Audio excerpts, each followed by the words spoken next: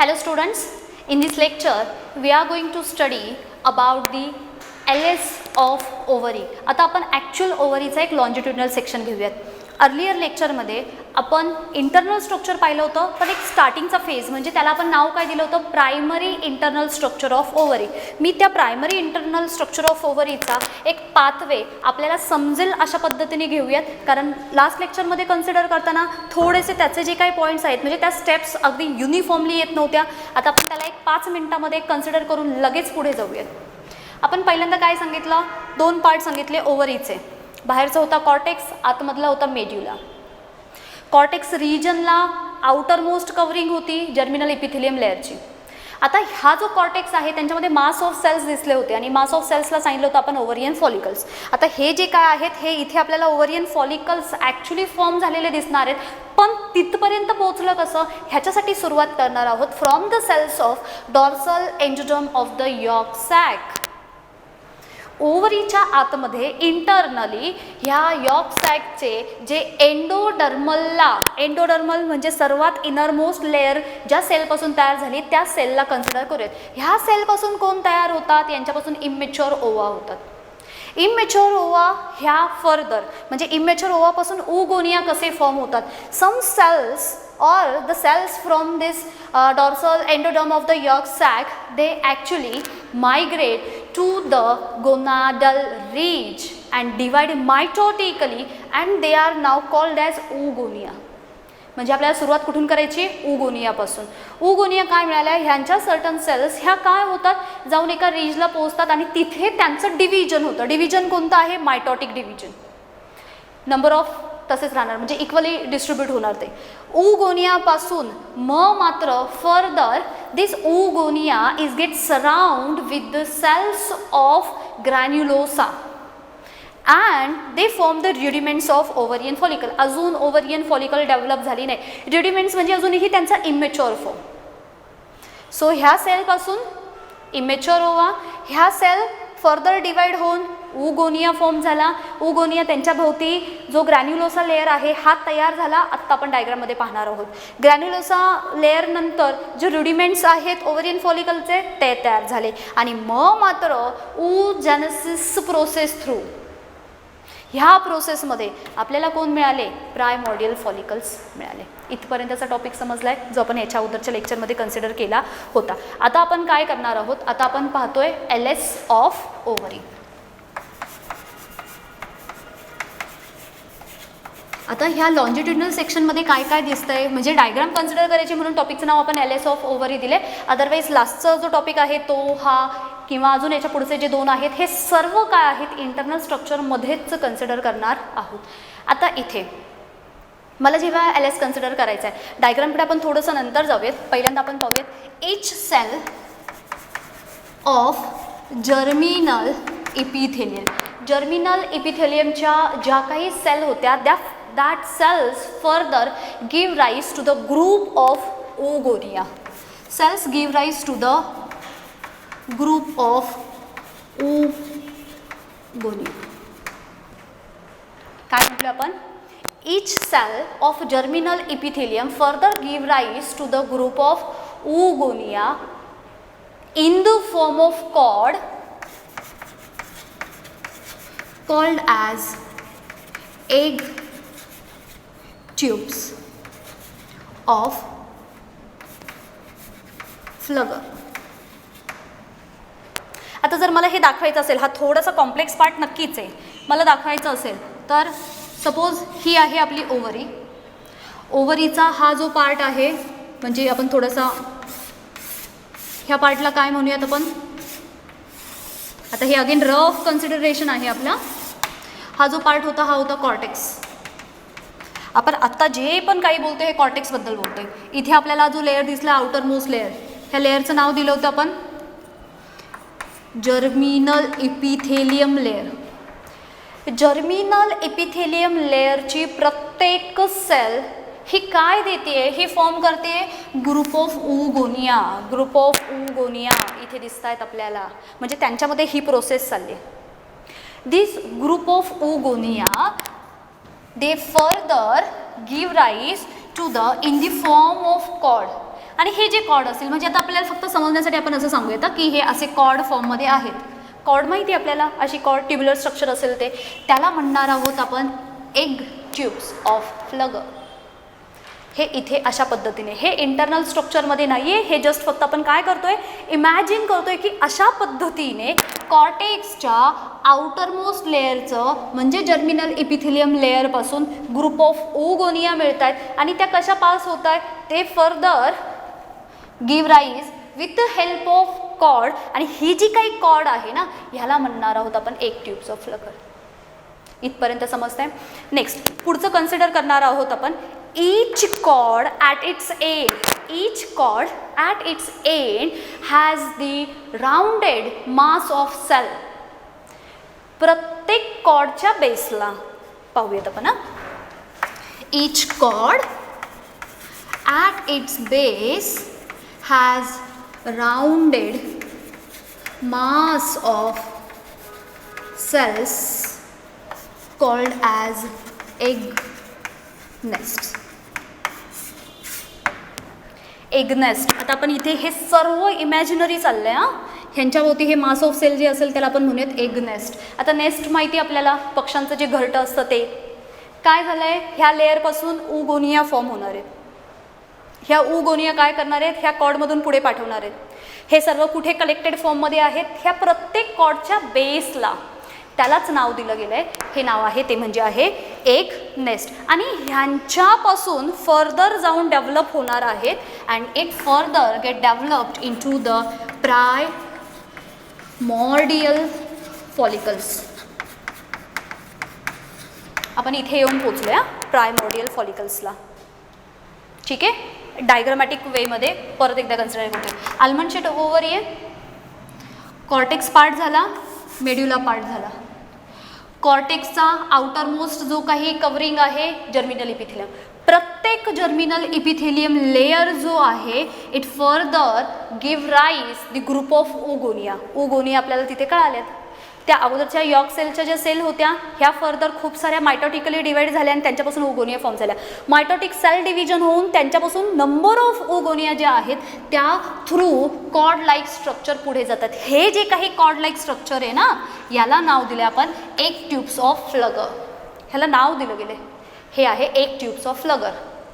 हे सर्व ह्या लेअरमध्ये होतं, हे काहीच आपल्याला दिसत नाही आहे. इवन सेक्शन जरी घेतला इंटरनल सेक्शन तरी त्याच्यामध्ये दिसत नाही. Now, each cord at its base has rounded mass of, कोण मिळत आहेत आपल्याला, त्या सेलचं मास. आणि ह्यांना आपण इथे असं कन्सिडर केलं आहे, ह्यांना काय म्हणूयात आपण egg nest. And from this egg nest the primordial follicles are get develop. ह्यांच्यापासून आपल्याला कोण डेव्हलप झालेले दिसणार आहेत, प्रायमॉर्डियल फॉलिकल्स. म्हणजे डायग्राममध्ये तुम्हाला ह्या पार्टमध्ये फक्त डिरेक्टली काय दिसत आहेत बघा. म्हणजे इथे तुम्हाला हा लिगामेंट, ओव्हरियन लिगामेंट आहे. इथून ॲक्च्युली हे ओव्हरीचं स्ट्रक्चर स्टार्ट झालं आणि ह्या रिजनमध्ये इथे हे असे छोटे छोटे छोटे छोटे हे जे काही नंबर ऑफ फॉलिकल दिसत आहेत ह्यांना म्हणणार आहोत प्रायमॉर्डियल फॉलिकल्स. हे कुठून डेव्हलप झाले, अगदी सिम्पल लक्षात ठेवायचं असेल तर कॉर्टेक्स आहे हा जर्मिनल इपिथिलियम आहे, त्यांच्यापासून हे तयार झाले प्रायमॉर्डियल फॉलिकल्स. आणि ते तिथपर्यंत कसे पोहोचले त्याच्यासाठी आपल्याला हा पहिला पार्ट हा कन्सिडर केला आपण आणि देन त्याच्यानंतर आपण इथपर्यंत आलो. म्हणजे आपल्याला जे काही लॉन्जिट्युडिनल सेक्शन ऑफ ओव्हरी पाहायची आहे त्याच्यामध्ये आपण सुरुवात करणार आहोत प्रायमॉर्डियल फॉलिकल्स. इथपर्यंत क्लिअर होतं आहे का? जोपर्यंत समजत नाही आहे तोपर्यंत हे प्रत्येक लाईन अँड लाईन आपल्याला कन्सिडर करून घ्यायची की हे नक्की आहे काय, तेव्हा जाऊन आपल्याला हे इंटरनल स्ट्रक्चर समजणार आहे. आता each primordial follicles, primordial follicles has at its center a larger primary oocyte. काय सांगितलं आपण? प्रत्येक प्रायमॉर्डियल फॉलिकलच्या आतमध्ये सेंटरला कोण सापडतं आपल्याला? Primary oocytes. मी आता ह्या प्रायमरी ओसाइट्सला इथे दाखवायचा प्रयत्न करते. हे समजतंय राईट? आता ह्या प्रायमरी ओसाइट्सचं फर्दर डिव्हिजन होतं मिओटिकली, कारण हे डिप्लॉइड असतात. मिओटिक डिव्हिजन होत जातं. कुणाचं हे प्रायमरी फॉलिकलमध्ये प्रेझेंट असणारे जे प्रायमरी ओसाइट्स आहेत ते आणि अलॉंग विथ त्यांच्या ज्या नेबरिंग सेल्स असतात ह्या सुद्धा फर्दर डिवाइड होत दिसतात आणि देन ह्या प्रायमॉडियल फॉलिकलपासून हे पहिल्यांदा कन्वर्ट होतात प्रायमरी फॉलिकल. प्रायमरी फॉलिकलमध्ये त्यांच्या ज्या काही सराउंडिंग सेल्स असतात ह्या फ्लॅट इपिथेलियल सेल्स असतात. देन नेक्स्ट स्टेजमध्ये त्या टॉल आणि कॉलमनार होतात, म्हणजेच ही झाली त्यांची प्रायमरी फॉलिकल. जेव्हा त्यासुद्धा फर्दर डिवाइड होतील आणि खूप सारे मेम्ब्रेन तयार होतील त्यांना म्हटलं जातं मेम्ब्रेना ग्रॅन्युलोसा. मग त्याच्यानंतर ते अजून थोडेसे डिवाइड होतात आणि मध्ये स्पेस क्रिएट करतात सेकंडरी फॉलिकल. तयार केलेला जो स्पेस आहे तो एका जागेला येऊन ॲक्युमुलेट होतो टर्शरी फॉलिकल. देन त्याच्यानंतर जेव्हा ते मॅच्युअर फॉर्ममध्ये येतात तेव्हा ते नेक फॉर्मेशन करतात. सेकंडरी oocytes आणि बाहेरचा जो आउटर मोस्ट किंवा मेम्ब्रेना ग्रॅन्युलोसाचा जो पार्ट आहे ह्या दोघांना कनेक्ट करणारा त्याला म्हणणार आहोत आपण डिस्कस प्रॉलिजरस. मग आता हे सर्व काय आहे त्यासाठी आपण परत एकदा जाऊयात. आता आपण तिथे मिओटिक कंडिशन कन्सिडर केली होती. आता आपण असं पाहूयात की हे जे काही प्रायमॉडियल फॉलिकल्स आहेत दे आर, आता हा पार्ट आपण पाहिला होता, they are 2 million during the oogenesis किंवा आपण म्हणूयात ड्युरिंग द एम्ब्रियो डेव्हलपमेंट.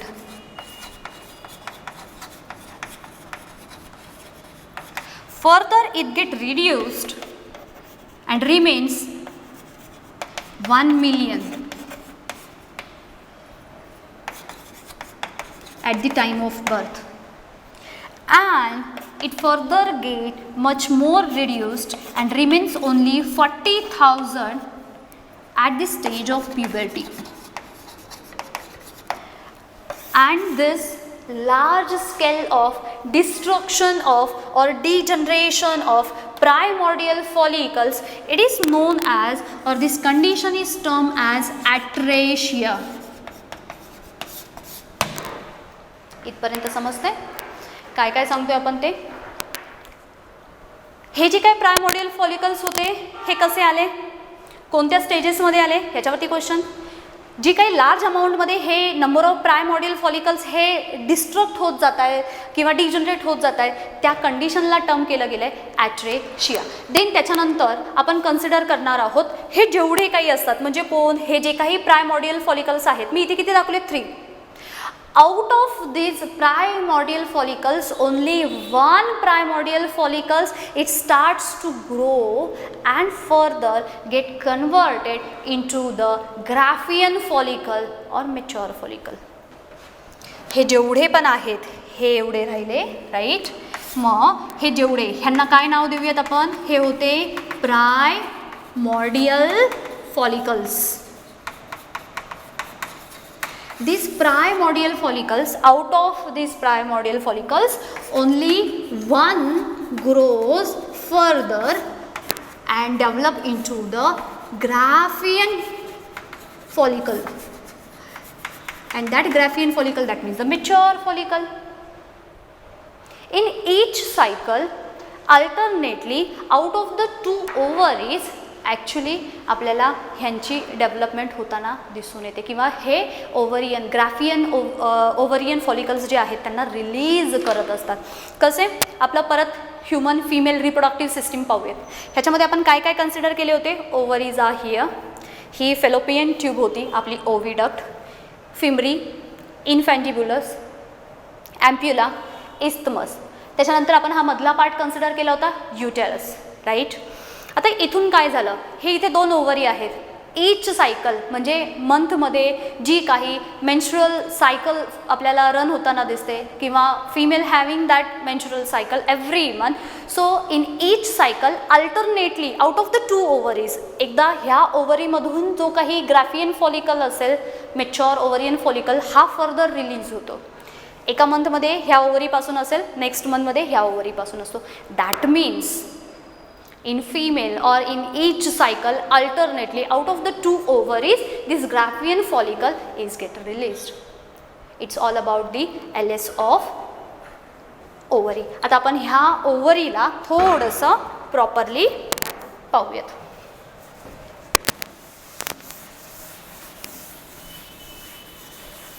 आता हे थेरॉटिकल ज्यांना समजत नसेल, थेरॉटिकल हे काहीच समजत नाही आहे, त्यांनी डायग्रामॅटिक स्ट्रक्चरकडे फार छान लक्ष द्या आणि हे तुम्हाला छान कळण्यासाठी आपण डायग्रामच मोठी पाहणार आहोत, जेणेकरून तुम्हाला हे समजताना त्रास होणार नाही.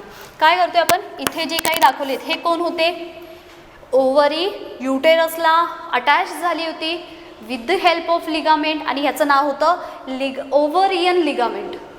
क्लिअर. त्याच्यानंतर हा जो काही पार्ट आहे,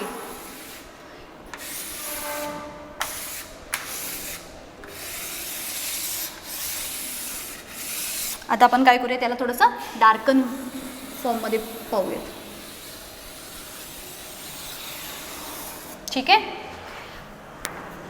हा जो पार्ट आहे ह्याला नाव देतोय आपण, it's a cortex.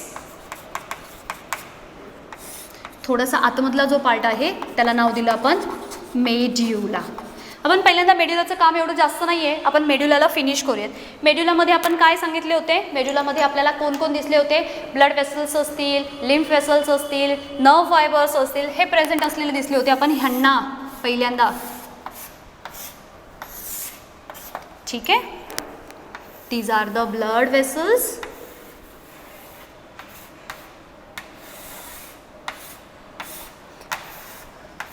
Nerve fibres और लिम्फ वेसल्स. संपला मेड्युलाचं काम. हा इंटरनली डीपली सिच्युएटेड संपले. आता आपण डायरेक्ट येऊयात. हा जो कॉर्टेक्स रिजन आहेत, इथे काय सापडले आपल्याला खूप सारे छोटे छोटे हे असे प्रायमॉर्डियल फॉलिकल्स सापडले. ठीक आहे. Every primordial follicles has at its centre a large primary oocyte. मी यांना नाव देते. हे पहिले जे आहेत ह्यांना नाव देतोय प्रायमॉर्डियल फॉलिकल्स.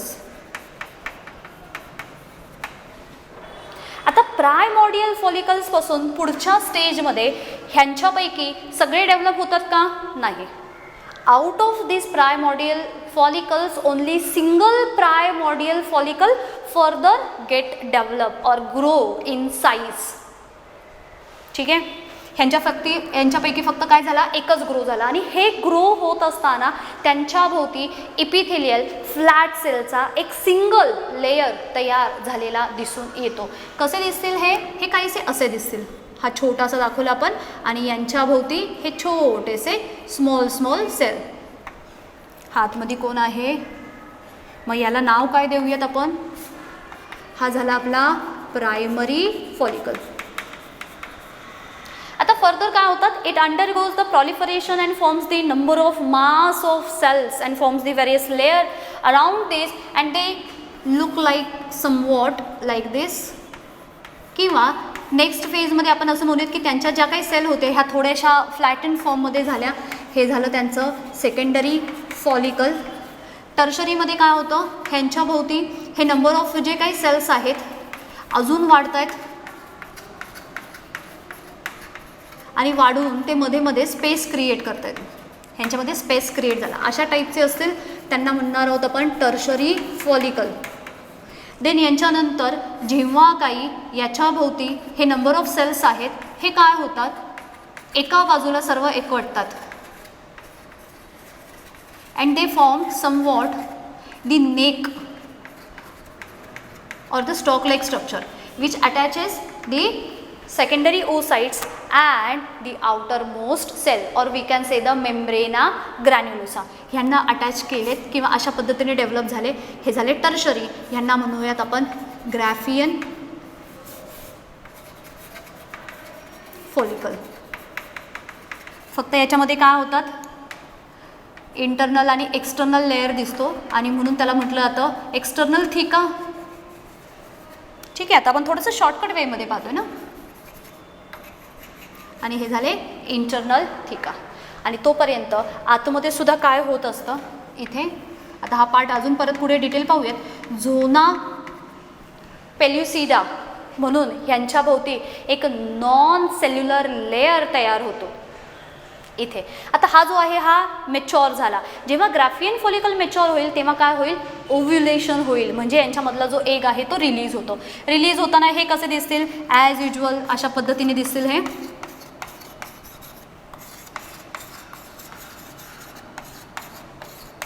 आता आपण ह्यांना रफ कन्सिडर करतोय हां. परत यांचे हे जे काही लेअर असतील ते नेक्स्ट लेक्चरमध्ये आपण हे सर्व स्टेजेस 1 बाय 1 कन्सिडर करूयात, जेणेकरून तुम्हाला ईच अँड एव्हरी पार्ट म्हणजेच हिस्टोलॉजीचा पार्ट त्यांचा कन्सिडर करूयात. आता हा आतमधला जो पार्ट होता की नाही, हा काय होतोय, ब्रेक होतोय. आणि बाहेर कोण जात आहेत, बाहेर जात आहेत सेकंडरी oocytes. त्यांचा हा लेअरच्या भोवती एक नॉन सेल्युलर लेअर आणि त्या सेलला किंवा त्या लेअरला झोना पेल्युसिडा, आणि त्याच्या बाहेर ह्या ज्या काही सर्क्युलर सेल्स असतात त्यांना म्हटलं जातात कोरोना रेडिएटा. हा सेकंडरी oocytes आहे. मी इथे oocyte ह्याला मेन्शन करते. हा ओव्ह्युलेटेड ओव्ह्यूम असा झाला. मला जर याला नाव द्यायचं असेल तर ओव्ह्युलेटेड ओव्ह्यूम.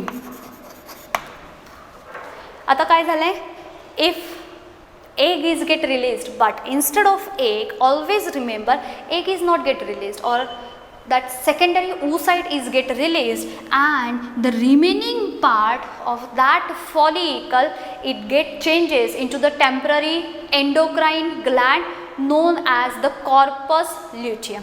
मग हा जो काही पार्ट आहे हा काहीसा असा दिसतो.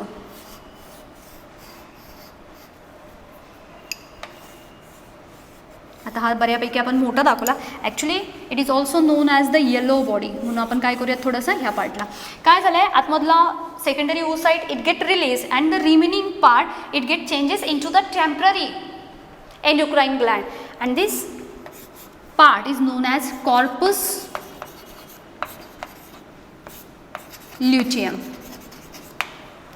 Further, this corpus luteum is get changes or degenerates and form. आता मात्र थोडेसे हे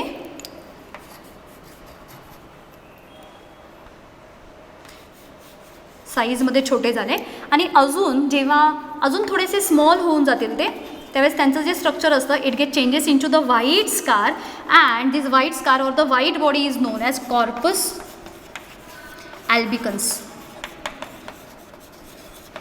It is all about the LS of ovary.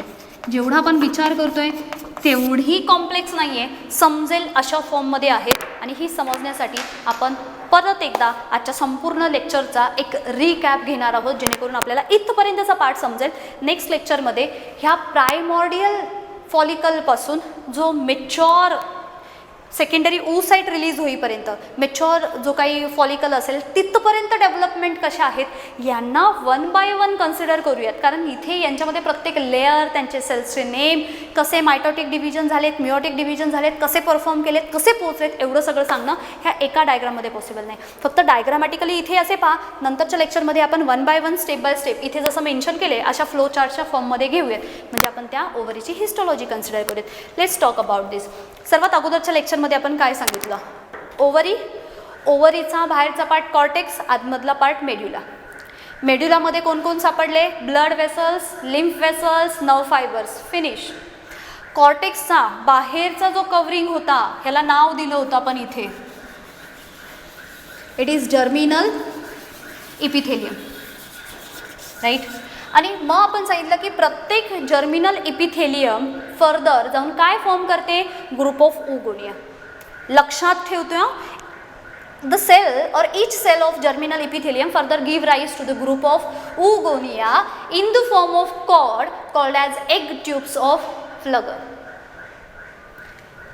At the end of each cord it has the rounded mass of cells called as the egg nest. And from this egg nest there is a development of primordial follicles. आपण direct इथे आलोय, म्हणजे ह्या germinal epithelium पासून हे कसे develop झाले तर यांच्यामध्ये हे असे झाले. ओगोनिया पहिल्यांदा डेव्हलप झाल्या, ओगोनियापासून काय झाले, ओगोनियापासून डेव्हलप होऊन एग नेस्ट तयार झाले, एग नेस्टपासून काय तयार झाले, प्रायमॉर्डियल फॉलिकल.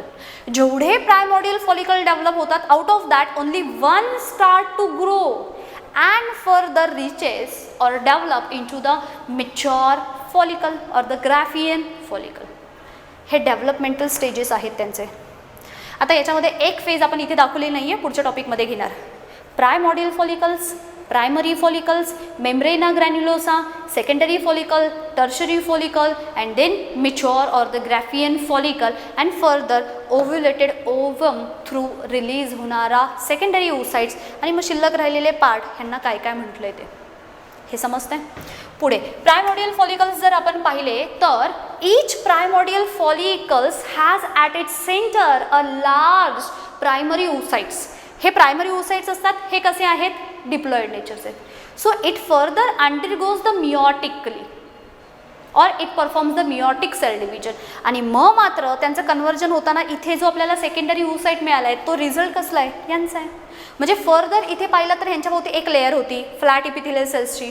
मग त्याच्यानंतर हे थोडेसे टॉल कॉलमनार झाले. त्याच्यानंतर इथे नंबर ऑफ लेअर वाढल्यात. थोड्या पुढच्या टॉपिकमध्ये आपण डिटेलमध्ये पाहूयात. म्हणजे यांचं सेल डिव्हिजन होते मायटोटिक सेल डिव्हिजन. आणि सायमल्टेनियसली जेव्हा हे मिओटिकली डिवाइड झाले होते, कारण मिओसिस म्हटलं की त्यांचा मिओसिस 1 मिओसिस 2 येतो. म्हणजे इथे आपल्याला कोण मिळाला? प्रायमरी oocyteपासून सेकंडरी oocyte. आणि ॲक्च्युली जो एग रिलीज होतो त्याच्यामध्ये रिलीज कोण होतात? फॉलिकलच्या ऐवजी हा सेकंडरी oocyte. नेहमी मेन्शन करताना मेन्शन करायचं secondary oocyte is get released from the mature follicle or the Graafian follicle.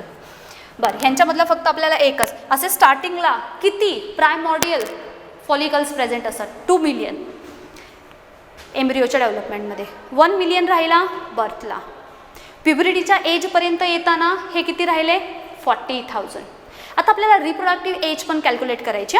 40,000 इथपर्यंत राहिले. म्हणजेच 2 मिलियनपासून 1 मिलियन होणं, 1 मिलियनपासून 40,000 होणं, हे जे काही डिस्ट्रक्शन आहे लार्ज स्केलवरती, मोठ्या अमाऊंटवरती, primordial follicles are get reduce or destructed and it get term as the atresia. Development is somewhat like this.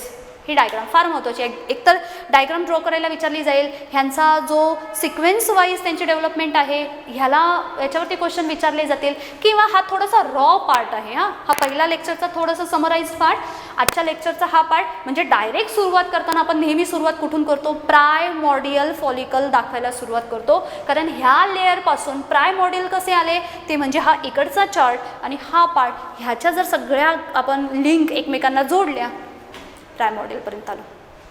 Now let's consider. काय कन्सिडर करतोय आपण? असं म्हणूयात आपण in female they are having their menstrual cycle at the age of 13. म्हणजे त्यांची puberty age आपण count करूयात 13. ती किती आली? 13 years at the age of 13. Menopause जो असतो त्याचा कालावधी असतो किंवा that menopause occurs at the age of 45 और 55 इयर ओल्ड असं असेल ती फिमेल. तर 13 इयरला काय झालं? मेन्स्ट्रुअल सायकल स्टार्ट झाली. 45 to 55ला काय झालं? मेनोपॉज झाला. म्हणजेच मेन्स्ट्रुअल सायकल स्टॉप होऊन जाते. म्हणजे जर आपल्याला ॲक्च्युअल रिप्रोडक्टिव्ह एज काउंट करायचं असेल तर आपण एक काम करूयात. 45ला मेन्स्ट्रुअल सायकल संपली, 13पासून स्टार्ट झाली होती. म्हणजे आपल्याला किती मिळाले? 32. So actual reproductive age of that female is only 32 years. 13व्या वर्षापासून मेन्स्ट्रुअल सायकल स्टार्ट होते. 45 किंवा 55 वय वर्षाला हे मेनोपॉजच्या फेजमध्ये येतात. म्हणजे इथे मेन्स्ट्रुअल सायकल थांबते. म्हणजे ॲक्च्युअल रिप्रोडक्टिव्ह एज, कारण आपण काय सांगितलं, जेव्हा प्युबरिटीची एज असेल तेव्हा हे ओव्ह्युलेशन व्हायला स्टार्ट होते. हे केव्हा होणार आहे? प्रायमॉर्डियलपर्यंत हे बॉडीमध्ये होते. आपण हेच बोलतो इतका वेळ. हे बॉडीमध्ये आहेत. जेव्हा बर्थ झाला तोपर्यंत 1 मिलियन होते आणि प्युबरिटीला येताना हे 40,000 होते. सो बॉडीमध्ये हे तयार झाले. बेबी गर्लचा जर बर्थ झाला तर already they are having this primordial follicles. पण त्यांची ही डेव्हलपमेंट ही केव्हा दिसणार आहे? जेव्हा प्युबरिटी येईल तेव्हा, म्हणजे जेव्हा त्यांना मेन्स्ट्रुअल सायकल स्टार्ट होईल तेव्हा. म्हणजेच जेव्हा ही प्रोसेस स्टार्ट होते they are able to reproduce. And actual reproductive age is get calculated like this. So reproductive age and an average, एखाद्या femaleमध्ये and an average reproductive age is near about 32 years. आता ही exact नाही आहे, it may vary. But आता आपण असं consider करूयात की every year female is having 13 menstrual cycle. I repeat, in female are having 13 menstrual cycle in a year. एका वर्षामध्ये त्यांना किती मेन्स्ट्रुअल सायकल येत असाव्यात? 13. आता 13 का? वर्षामध्ये 12 महिने आले, एका महिन्याला एक सायकल, पण ही cycle it last for the 28 days. मग 28 डेज जर कन्सिडर केले आणि प्रत्येक महिन्याचे शिल्लक राहिलेले काही डेज असेल त्यांच्यामध्ये नेक्स्ट मंथ ॲड करूयात आपण. म्हणजे सरासरी आपण असं म्हणूयात की एका वर्षामध्ये फिमेलला 13 जर मेन्स्ट्रुअल सायकल येत असतील मल्टिप्लाय बाय 13 आणि रिप्रोडक्टिव्ह एज किती त्यांचं? 32 इयर्स. मग 32 इयर्समध्ये 13 menstrual cycle, each menstrual cycle releases the single egg or the oocyte. मग ह्यांचं जर कॅल्क्युलेशन केलं so approximately they are able to form 416 egg throughout their life span. हा पार्ट समजतोय? हे समजलेत? हा पहिला पार्ट समजून घेतला आहे. हा दुसरा पार्ट हा बऱ्यापैकी इझी आहे. लेअरपासून निघाले, कसे फर्दर त्यांनी त्यांच्यापासून प्राय मॉडेल फॉर्म केले, एवढे ऑलरेडी होते. सगळ्यांपैकी फक्त एकच डेव्हलप होताना दिसते. डेव्हलप होऊन ही अशा फॉर्ममध्ये येते. कमी होतात त्यांना ॲट्रेशिया म्हणतात. हा टॉपिक मी वारंवार रिपीट करते, त्याचं कारण एवढंच आहे की हा टॉपिक मुलं स्किप करतात, थोडंसं कुठेतरी डिफिकल्ट वाटतो आणि स्किप करतात. जोपर्यंत समजत नाही तोपर्यंत आपण ह्याला रिपीट करणार आहोत, जेणेकरून आपल्याला हा टॉपिक अजिबात डिफिकल्ट जाणार नाही. कायम लक्षात ठेवा, टॉपिक जेवढे डिफिकल्ट तेवढी प्रोबॅबिलिटी असते त्याच्यावरती नंबर ऑफ क्वेश्चन विचारण्याची. इथे सांगितलं आपण menstrual cycle it get start at the age of 13 and it gets stopped. That means the menopause it occurs at the age of 45 till 55. Again it depends, person to person may get vary. So actual reproductive age may get calculated as 32 years. Every year female is having 13 menstrual cycles, so 32 multiplied by 13, that means each female is able to reproduce 416 egg in throughout reproductive age. Reproductive age वेगळी calculate केली जाते. हे समजते? And now in next lecture we are going to talk about the actual process of developing of this various stages of follicles. म्हणजे पहिल्यांदा ह्या फॉलिकलपासून इथे कसा पोहोचला, इथे कसा आला, काय काय चेंजेस आले, इथपर्यंत कसे पोहोचतात आणि देन ह्यांचा रोल काय आहे, इथपर्यंत आपण ह्या सर्वांना कन्सिडर करूयात. एवढा पार्ट समजला आहे. थँक्यू.